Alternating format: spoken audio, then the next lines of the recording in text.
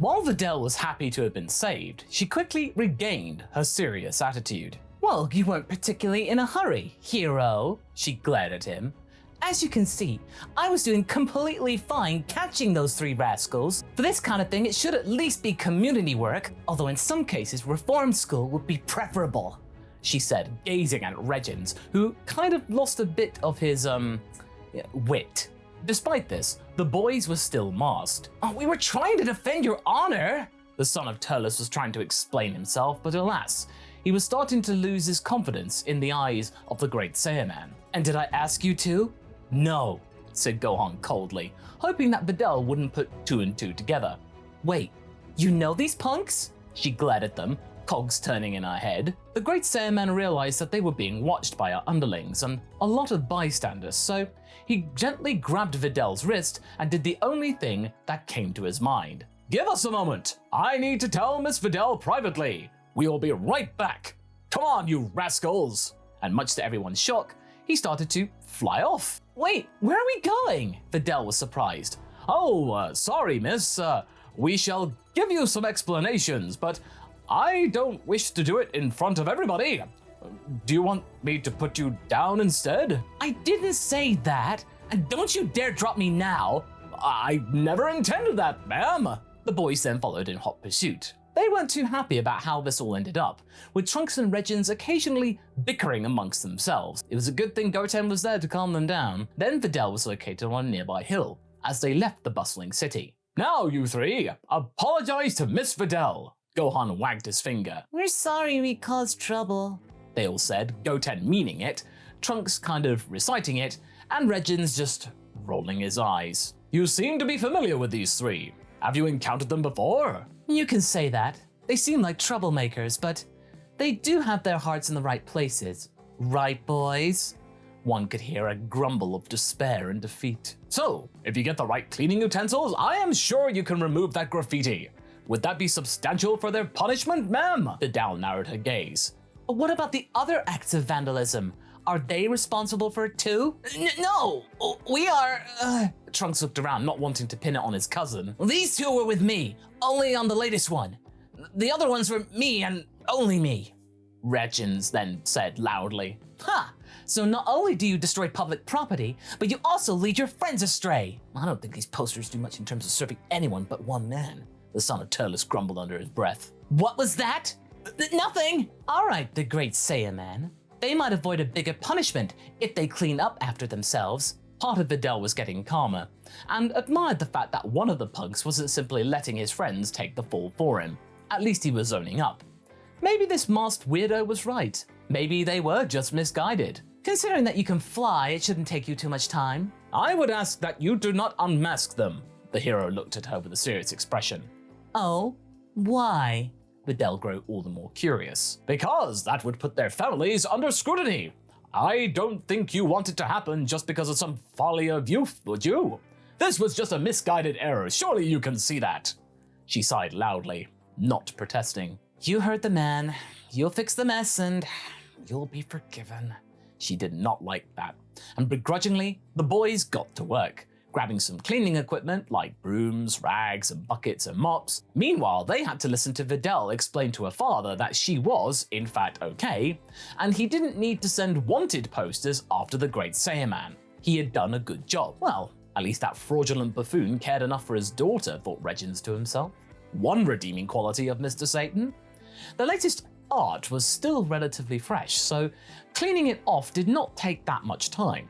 Especially with them being able to fly around, they got the job done pretty quick. "Sorry, that was a stupid idea. I didn't want to get you 2 in trouble," Regins mumbled to them. Don't mention it, cuz. I wanted to show off. I never really done stuff like this before, and I'm not gonna lie, that was quite a thrill." Trunks looked away, blushing. "Seriously? I could never tell." Regins smirked at Goten, pretending that he wasn't expecting that answer. As soon as they were done with the first graffiti, Regins wanted to clear his other facial corrections on Hercule's posters by himself, but his friends decided to tag along with him anyway, which made him feel all the more guilty. Yet, they were able to have some fun whilst they were doing all of this, and Videl was watching the whole trio going about their business, supervising them with the occasional check-in from the Great Saiyaman. Yeah, they didn't seem like bad kids on further reflection. She wondered what her father did to deserve such hate from at least one of them. He had saved the world. Surely that would have meant everybody would love him. But she knew deep down that he could be quite much sometimes, but he was also the hero of Earth, wasn't he? Once they completed their task, the sun had begun to set. Good job, everyone. I think we can get along without telling any of your parents about what just happened. Yay, thanks, big bro. I don't think Mom will be too happy about— Wait, big bro? Videl raised an eyebrow, and Gohan immediately started to panic. This is how all the little kids are talking to me. Haha. All right. It's getting late. I should take these kids home, ma'am. I'll drop each one of them off at their designated place of residence. Thank you for your cooperation, Miss Videl. Okay, bye, said the Great Saiyaman very quickly, retreating with the boys at the same time, not really giving Videl any time to reply. Obviously, what the boys did was seen on TV. So they didn't avoid punishment. Turles was particularly irritated. Not only do you ignore me, but you use your time to do something reckless like that? What's the matter with you, boy? He looked at Regins in a tired manner, whilst also being quite irate. It's not like anyone here's a threat to you, or any of us for that matter, said Regins, trying to sound cool, but was still feeling quite bad. That's besides the point. If you were recognized, we would have a lot of people knocking on our front door, asking stupid questions and getting each other hurt. You don't know that fact. The fact that we are currently stronger than everyone on this planet doesn't mean that that's going to last forever. A cell was created here, on Earth, and was leagues beyond us. You never know. And Gohan defeated him, with some stupid loud man taking the credit for the win. How is that fair? Regins lashed out at his father, having heard enough of this diatribe. Gohan doesn't want any fame. This is precisely why he's wearing that stupid mask of his. You would cause more problems for him if anyone had connected him with Goten. We could have been training. You could have taken out your frustrations on our sparring sessions. But instead of that, you endangered yourself, your cousin, and your friend just for some silly scribbling. These scribbles are my art, but how would you understand? What's that supposed to mean, huh? Turles' eyes started to narrow. The only thing you care about is fighting. You have no other interests. I don't want to be a Saiyan. It's dull and stupid. You take that back, young man. But Regins was already off walking to his room. Yeah, I already know I'm grounded. Don't you walk out on me! The pirate heard the sound of the door locking. Tights sat next to her partner, having remained calm throughout all of this, patted him on the shoulder. I wasn't even planning to punish him. I wanted to offer him a deal. Why is he so resentful of his own legacy? You know, darling, I don't think he's resentful.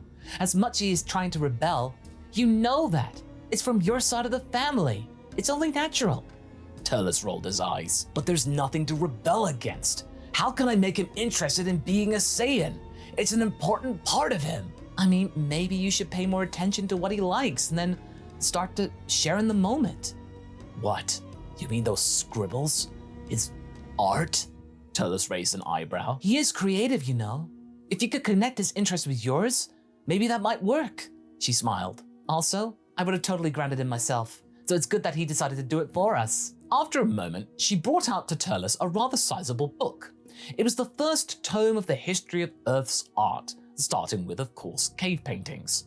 The pirate sighed. It seemed that he was the one getting some homework after all.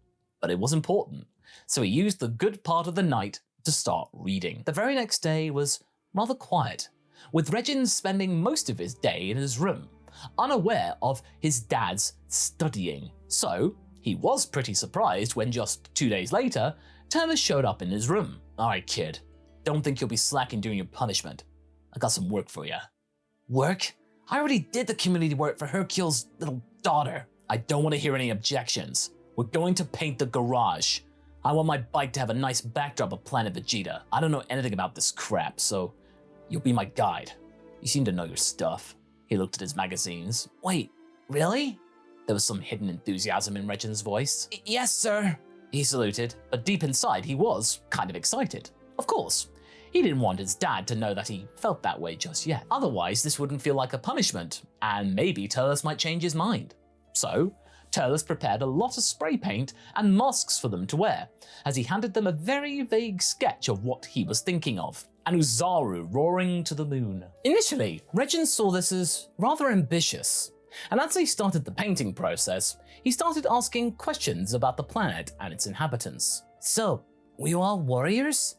No, there were some cooks, engineers, even scientists, though, to be fair with you, I always suspected them to be half-tuffles. Did they have any artists? Regins asked, full of hope.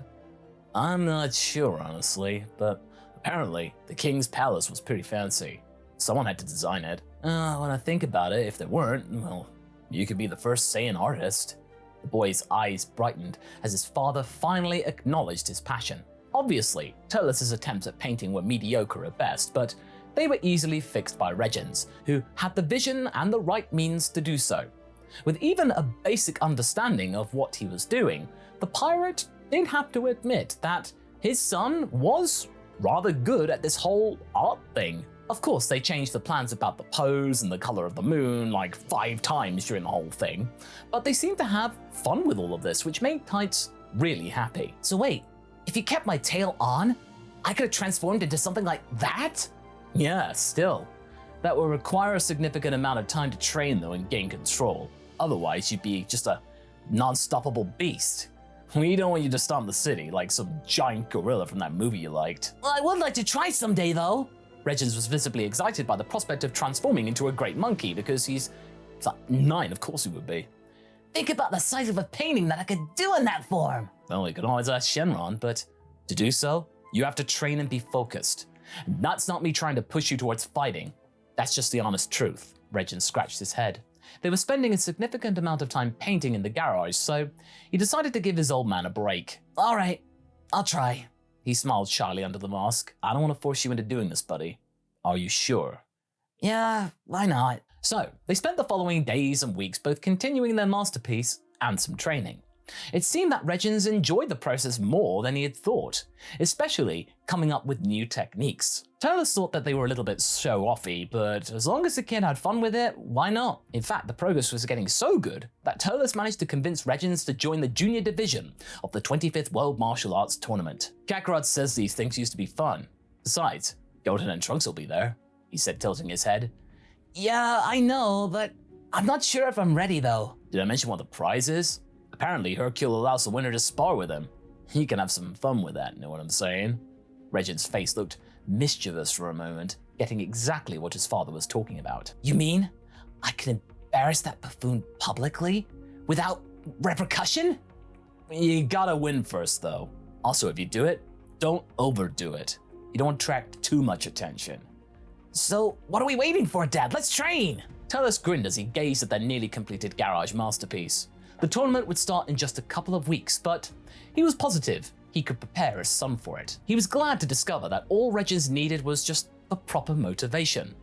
Life was good, for now at least, as something was coming toward Earth. Something willing to wake up an ancient evil long sealed on the planet. Once again, the Saiyans will need to stand up and fight for their new home.